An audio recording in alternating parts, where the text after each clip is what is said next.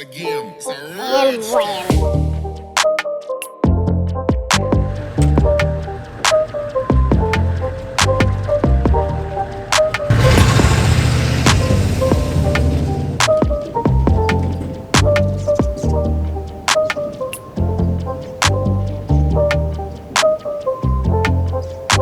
What's up, guys? Welcome back to the channel. No, I have not forgotten about y'all. I've just been sanding away on this thing and trying to get it ready for paint. Now, I just got done washing and degreasing it, so let's check it out and see what our next steps are now.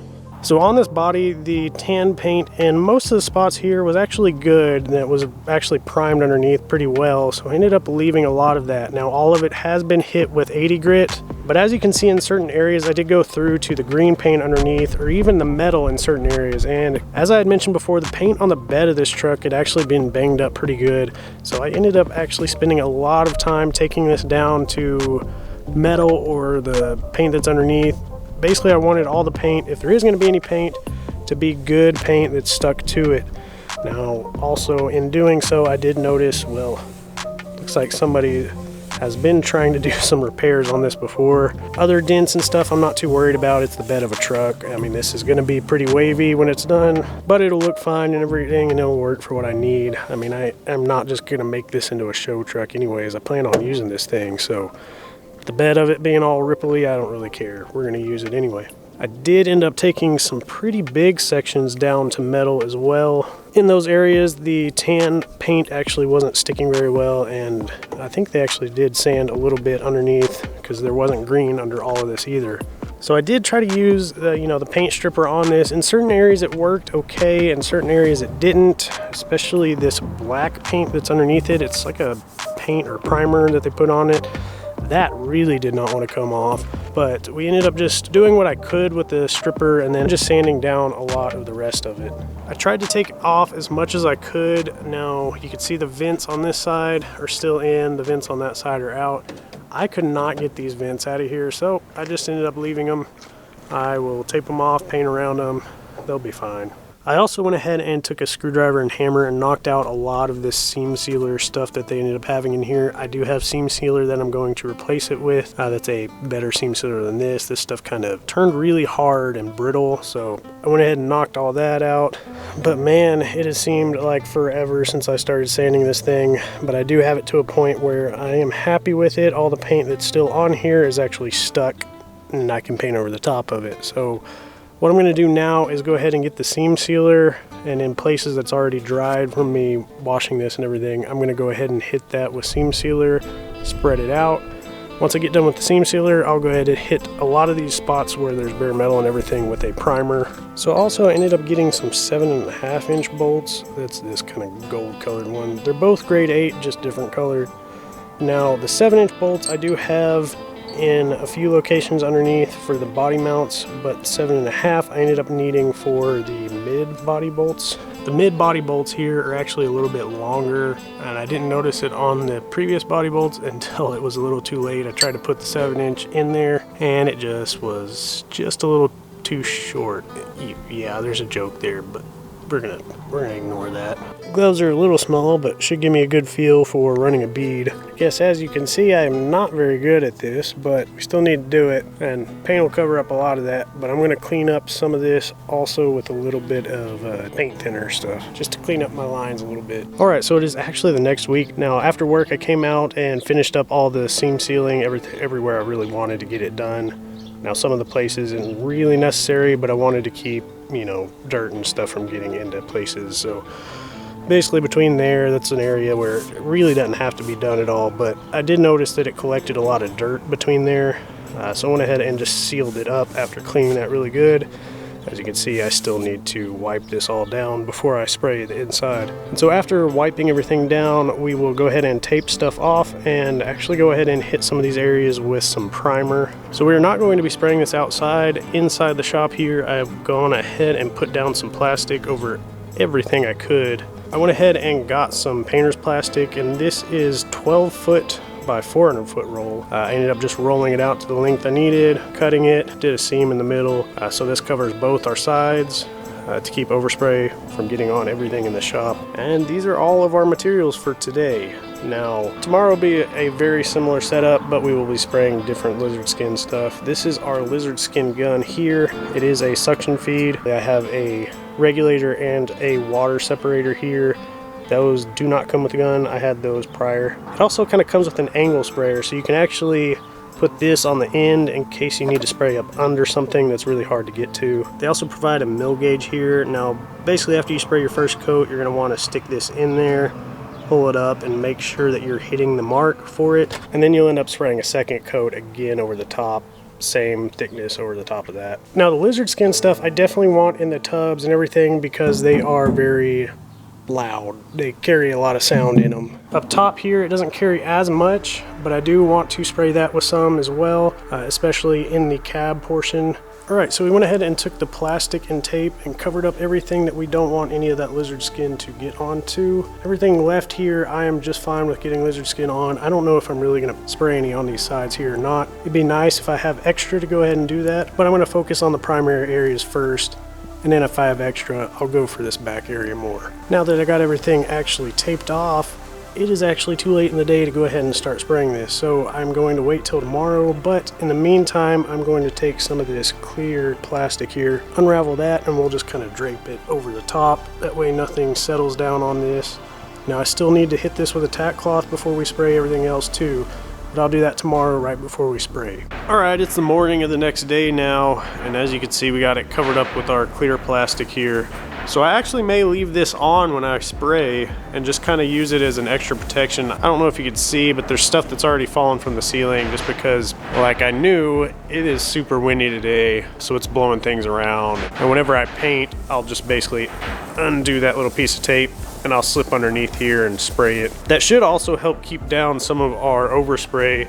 All right, I'm gonna go get some tack cloths and start wiping down everything, get any of the fine dust particles from the primer off. So if you have never used a tack cloth before for your wipe down on after you like prime and stuff, I would just want to show you kind of how much it'll actually pick up, even if it doesn't feel like you have stuff to pick up on the paint itself. So I have actually wiped this down already once on this side, but I just want to show y'all how small the particles and stuff this will pick up. So clean rag, we're just gonna wipe a couple at the top up here. And that right there should show you. That's the second pass over this and I'm still picking stuff up. All right, now to prep our lizard skin, we're gonna need to stir it. You wanna mix it with the slow speed so it doesn't harm any of the actual material in the mixture. So we're gonna pull the tab around the lid and then we'll get to mixing. And I have a bucket of water sitting over here on the side that once we're done mixing, we'll drop that mixing stick into that.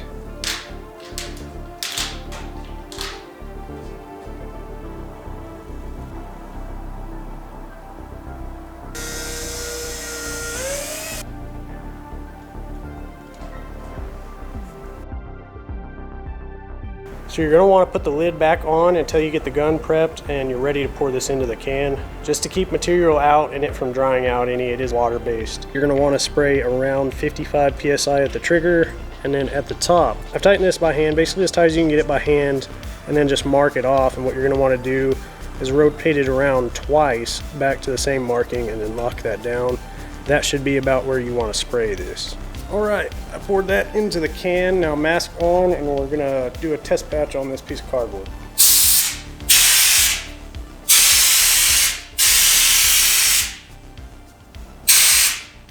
And that's basically what we need, about a softball size pattern. I need to stay a little bit closer. I sprayed a little bit too far away. Now we're gonna get to spraying this. I'm not really gonna show a whole lot because you would really just see my butt hanging out the side of the plastic there, and well, y'all don't wanna look at that. So I'm gonna get to spraying this and I'll show you when I'm done. All right, we now have our first coat sprayed in here, and as you can see, I kind of tapered it off in the back. Now I'm actually thinking I may have enough to do one coat on the back, but I'm gonna wait till I do the second coat on all this up here first. And then whatever remainder I have, I can just hit the back with that. So now we need to let this sit for about an hour. And after about an hour, I'll come back and do the thumb test. If after about an hour it's not quite dry, I can take some air and just kind of spray some air over it. It'll help it dry some. You don't want to use heat on it because you don't want the outside to dry too fast compared to the bottom. You want it to overall dry throughout the whole layer all at once. And there we have our second coat all done. It's getting a little bit later in the afternoon now, so the sun's kind of setting over there, so we don't have as much light in here. As you can see, a lot of our area actually has already dried pretty well. We still have some wet spots. That's just fine though. We're leaving this overnight. This is drying pretty quick. So we should be pretty good for about midday tomorrow to spray our ceramic insulation over the top of this. Now the 2-gallon bucket was actually enough to fully spray and do a 1 coat on the back, and everything else up here got 2 coats. Still makes noise, but that is a lot quieter than it used to be. Highly recommend just having a bucket of water ready for everything, so whenever you're done spraying, just pretty much dump everything in there and let it sit, and so whenever it's time to clean up, it's already easy to clean up because it's already been soaking in water. And believe me, you're not going to get it looking as new as it came out of the box, but the inside is very clean and it's ready for tomorrow. So I'm going to let her sit overnight and I'll see y'all in the morning. All right guys, it's the next weekend now. Now whenever I went to spray the ceramic insulation, I opened up the bucket and wham, it was already dried up. This stuff is supposed to have an 18-month shelf life, sealed and everything, and this didn't last a year. So I don't know what really happened with it, if it just sat on the shelf at the company that was selling it to me, because I didn't buy it directly from Littered Skin. I'm not sure if you can actually buy it direct. You might be able to. So I don't know if it sat on their shelf for a while before I ordered it and then I got it, so it's actually way later. Anyway, it did not last that long for me. So I don't know, I would just recommend buying it a couple weeks in advance or a month in advance or something. Don't let it sit around too long. But during the week, I actually got some shipped to me and we actually got it sprayed in here. So let me show you what we have. All of the Lizard Skin stuff now should be all sprayed and done. And then next I'm going to be coating over the top of that with like Raptor liner or this custom coat bed liner stuff. It's all the same stuff. Stay. There we go.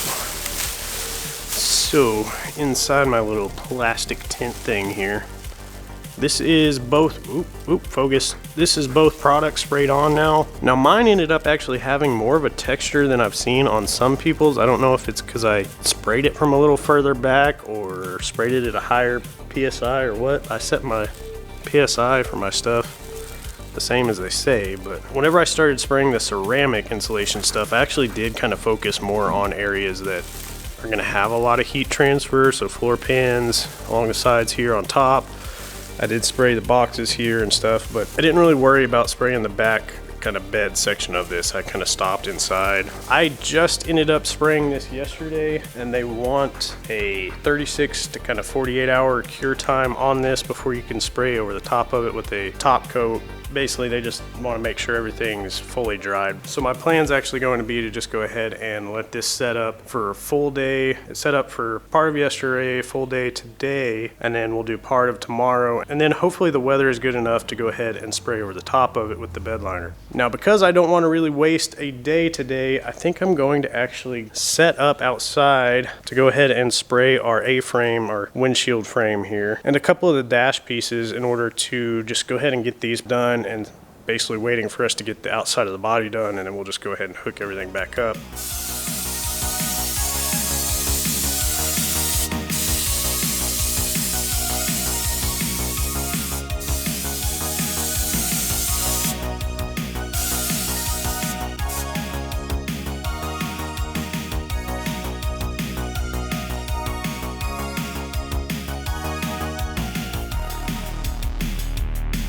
All right, we got the first coat sprayed on here. As you can see, it's not really uniform texture across it, and that is actually fine. We want our first coat to just be a full coverage coat. Our second coat here is actually gonna be to touch up any spots that we really missed. After we do the touch-ups, we're gonna use the rest of the material to do a dust coat over everything, and that is what's gonna give us the even texture over the full bed, all the curves and everything. So I'm gonna get to mixing up another batch. I'm gonna hit the spots, any spots that I have missed, and then get to doing a dust coat. So with this black bed liner, I did actually use the Raptor liner product instead of that custom coat bed liner product. I kind of wanted to compare products a little bit and see different textures out of each one. The Raptor liner actually seems to be a little bit thinner of a product, and it sprays a little more, it seems to spray a little bit more even maybe. The custom coat seems to be a little bit thicker, and I can actually get a lot rougher coat with the custom coat. I don't really know if that's just the difference between, spraying the black bed liner and spraying the colored. But anyway, this is a good kind of test to see what different textures come out of the different products and if there's any difference in the products. So a little bit more time, I'm gonna let that dry. I'll come back out and untape and show y'all.